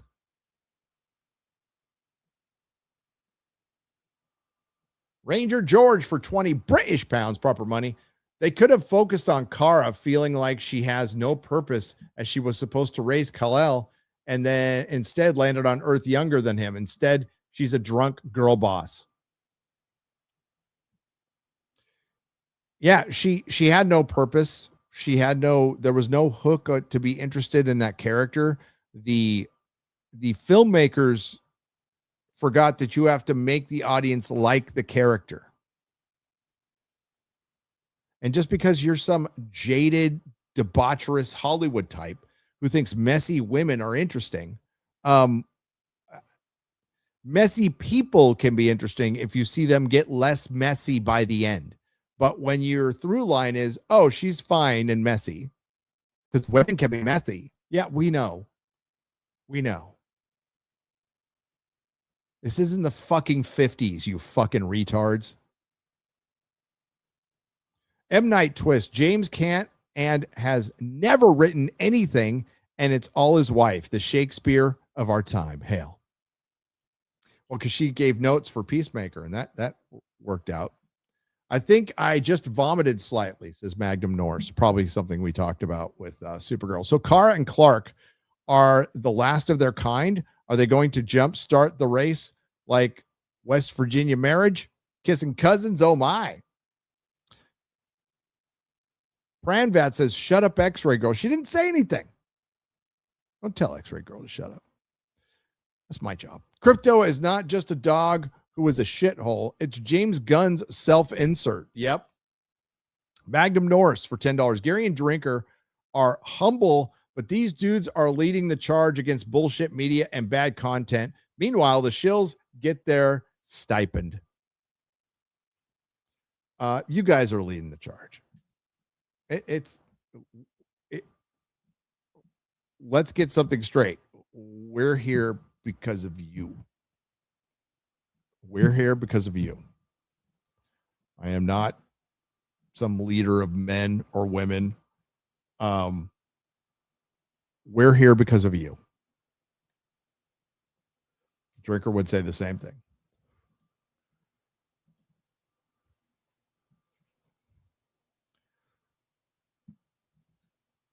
Is it male? Oh, and speaking of their stipend, I saw Christian Toto put up an article about like what line he won't cross as a critic.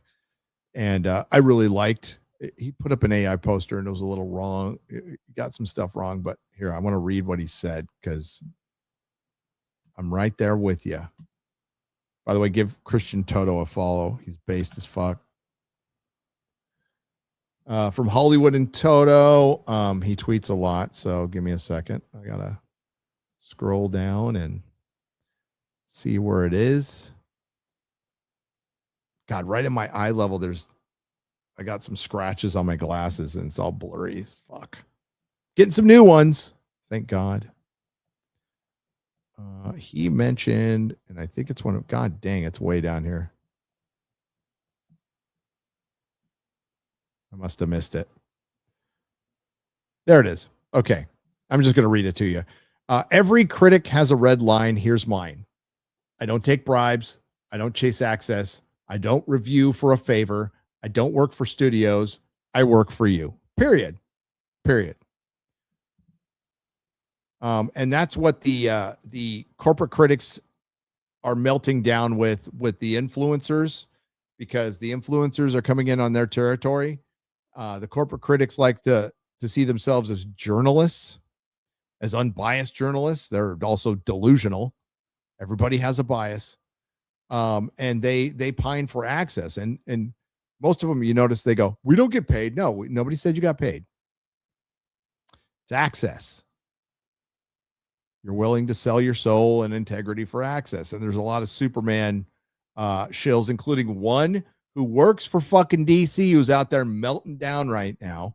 Well, I mean, for one, if me or Drinker or Jeremy or Az is showing up in your feed, it's because you clicked on something. Because I'll tell you what, I don't see any of y'all. And I watch a ton of fucking YouTube, but I don't run across John Rocha or I actually subscribe to Campia, which is funny, but for Robert and to keep an eye on things. But any other, like I don't run across a random Grace Randolph video because I don't subscribe to him.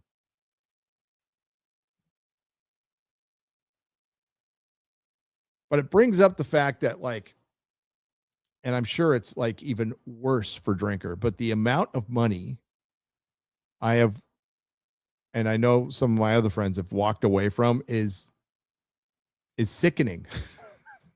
Actually, we might be retarded, but whatever. I'm retarded and happy, and I don't have strings to worry about. But yes, people have offered me money to review things. Yes. Oh yeah. Amongst other things.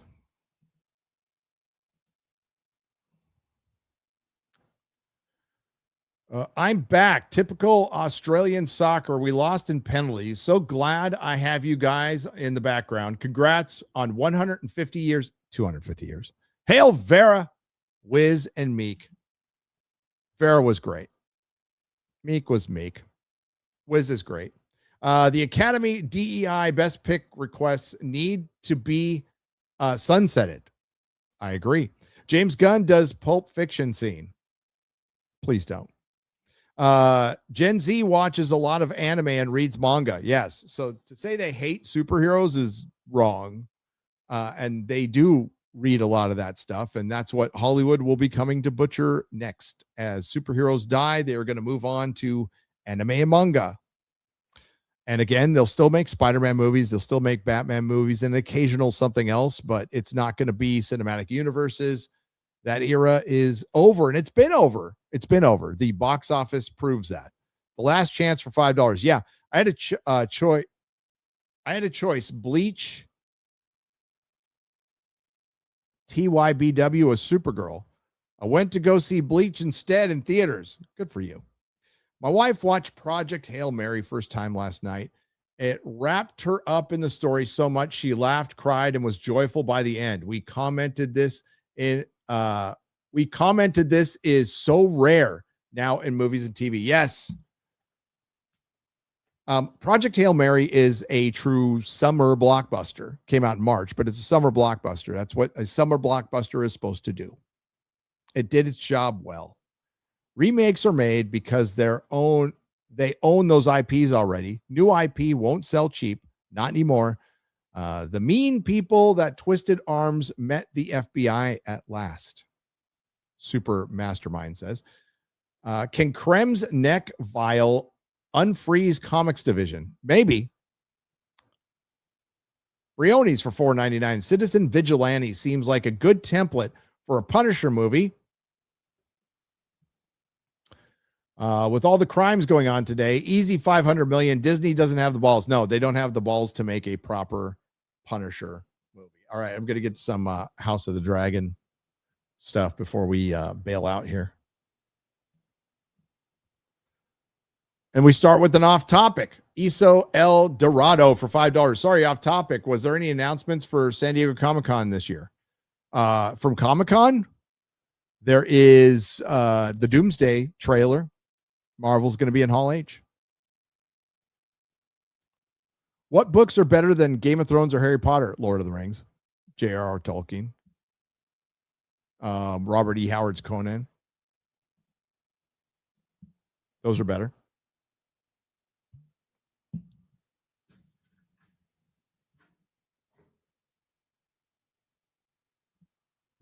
Those are better.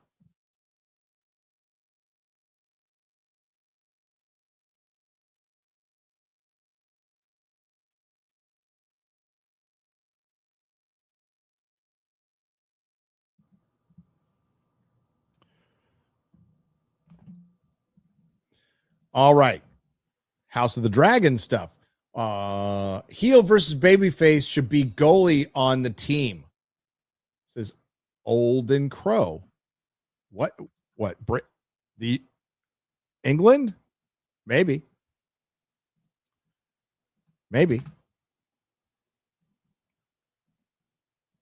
Is episode 4 actually supposed to rally? I hope so. That's what I hear. I have heard that from Grace and others that episode 4 is where they rally Rhaenyra because she's looked pretty stupid, but I think this has all been one long setup.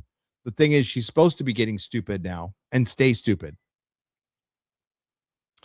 Liam Hodgetts for $5 is episode 4. I read that one. Ryan, what is said in Game of Thrones about the Sunfire that is dead, but couldn't be dead yet because it hasn't happened in the show yet?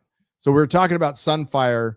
They've been saying Sunfire's been dead a lot, and Ryan's saying it's a red herring, and he's got to be right because Sunfire, Aegon's dragon, has to be alive.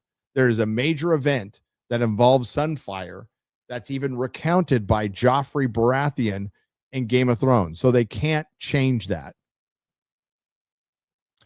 So I think they find him next episode. Trent for $4.99. Gary, did they cut out Rhaenyra being cut by the throne? Yes, they did. I thought that happened almost immediately when she took over. It did happen. So she took over King's Landing and she held court for an entire night until the morning. And when she walked away, it is mentioned that people noticed that she had cuts on her hands, on her legs from the throne, showing that the throne rejected her. Instead, they had her menstruate. I'm not kidding.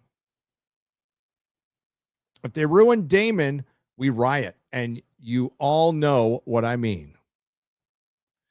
Well, they're kind of ruining Daemon. Adam looks identical to Fab from Milli Vanilli. Yeah, he kind of does. Marcus Elenis for $5. Do you guys think they'll change Rhaenyra's canon death and just say the main series version was just the Maester's interpretation and theirs is fact? That is a possibility. I think they will soften it up a little bit. Being here with you is odd. Yes, Allison, you being there with Rhaenyra having a conversation is damned odd. That felt like tapping on the fourth wall. It did. They shouldn't be having conversations. A wise king knows what he knows and what he doesn't, says Mexi Rage. Ulf the White, Adam the Black of Hull. Yes, of Hull. What was with her Elizabeth Holmes / Margaret Thatcher voice this season? Sarah Hess is unfit to rule. Bring back Eileen Shim. Power of many compels you. Rebels of the Regs for $5. Rhaenyra's proper response to Corlys' outbursts should have been, well, you should never have been cast in the show. Mexi Rage for $5. I was right.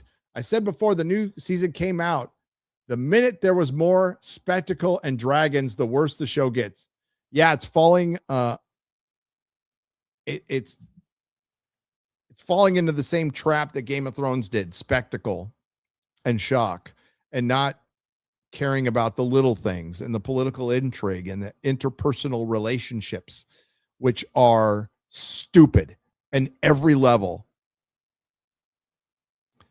Things don't make sense, and you can see George is not involved anymore. You can absolutely tell. Tsarion was taken by blacks and was in Tumbleton.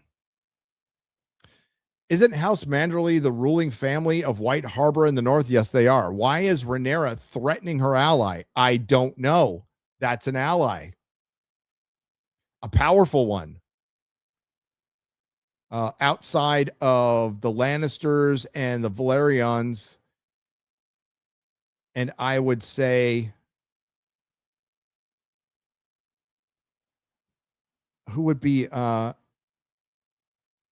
maybe the Hightowers are richer. Highgarden. The Manderleys are rich. They're a port city. They're in the top 5. Tessarion was taken by, I read that one. I just can't, man, with these writers. I knew I was right in dropping the show. Thank God. I'll be watching your guys' review of this season. Hail, boys. It's going to be a rough one. I was hoping it was going to be better than it was so far.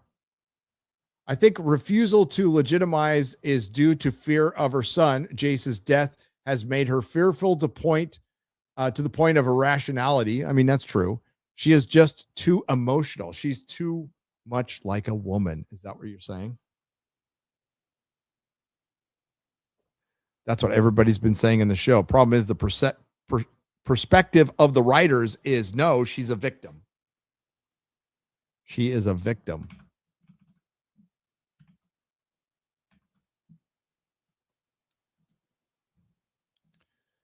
Where are we at? Okay.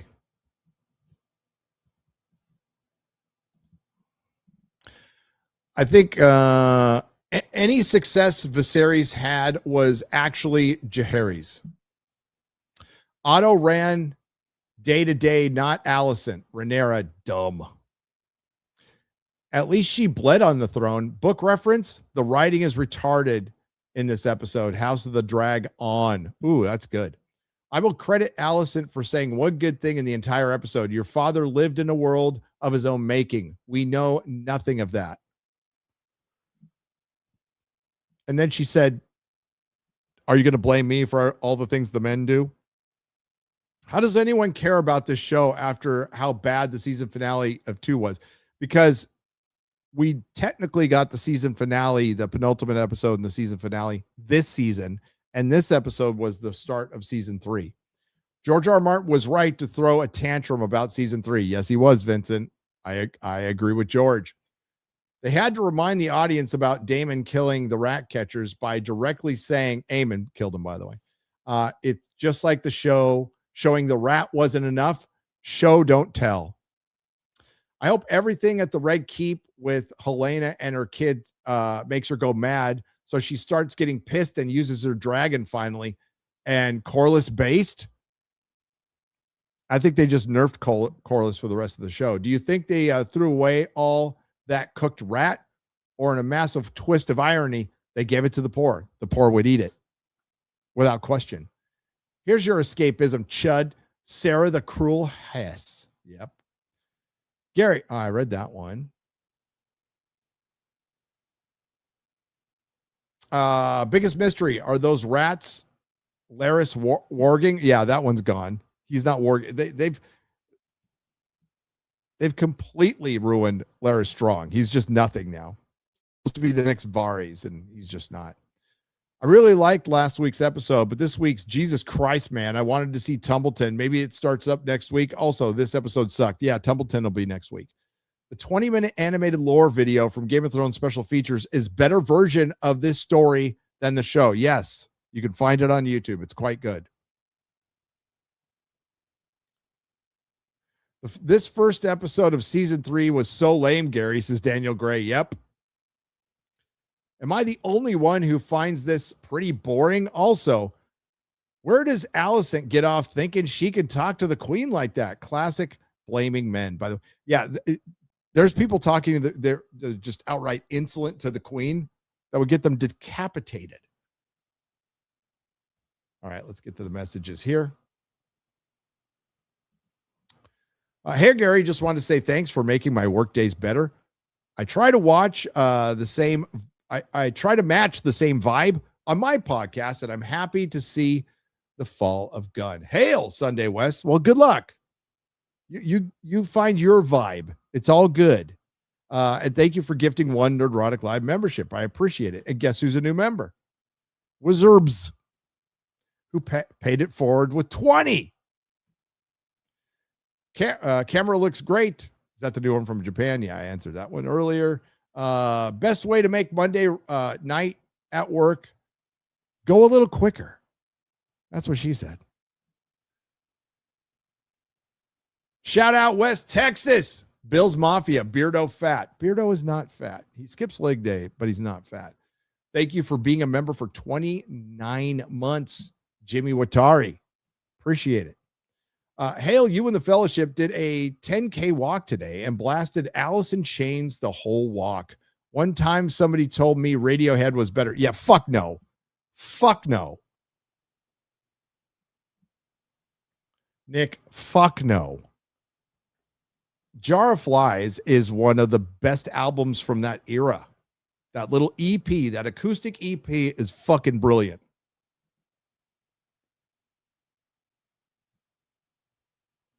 Heidi Wendelin, if I got that right. Thank you for becoming a member. Appreciate it. Hope I didn't mess up that name. The Last Boy Scout is a member. Hail. Nick the Quick has gifted 5 Nerdrotic memberships. Thank you very much. Phil Mitchell's Fist says, go USA. Remember, Belgium is the rudest word in the universe. Hail to the fellowship. Go USA. Is this soccer? And Crimson ID4 became a new member. I just watched ID4 on Saturday. All right, we're going to wrap things up. It's been 2 hours. I'm going to go back to work on my video. Back to work on my video. What? Which one? Oh, the storm? Oh, it's not Paris, California. It is right near Paris. Why? He's old. Retire.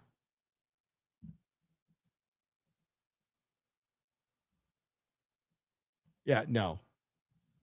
Don't need LeBron. We just stopped our 9-game losing streak because that's what Padres do. They're streaky. Now they're going to win fucking 20 in a row.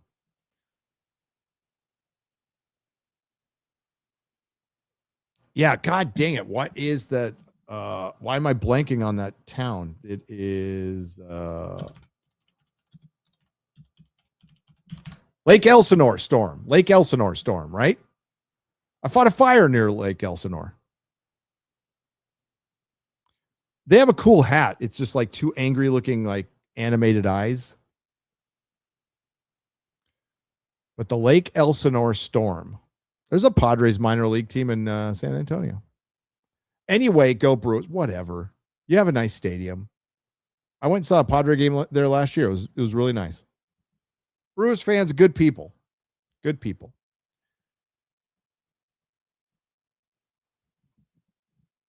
The Lake Elsinore storm. Okay, so I'm going to take off now. And there's a lot going on this week. So my schedule is going to be like this. Fuck the Cubs. Tell Ryan I said that too. The Padres might need him. They might need him to pitch. So Real BBC tomorrow. I got to talk to the guys. We're going to start an hour early because I got video to release and I have to go pick something up. Something important. Quite a drive. But yes, Papa Incel is signing off for the night. Thanks to the Modrotics. Thanks to everyone who left a super chat donation. You'll help keep the lights on. We still have more to do, so I'm going to try to do it later this week. And I'll see you all tomorrow on Real BBC. Take care.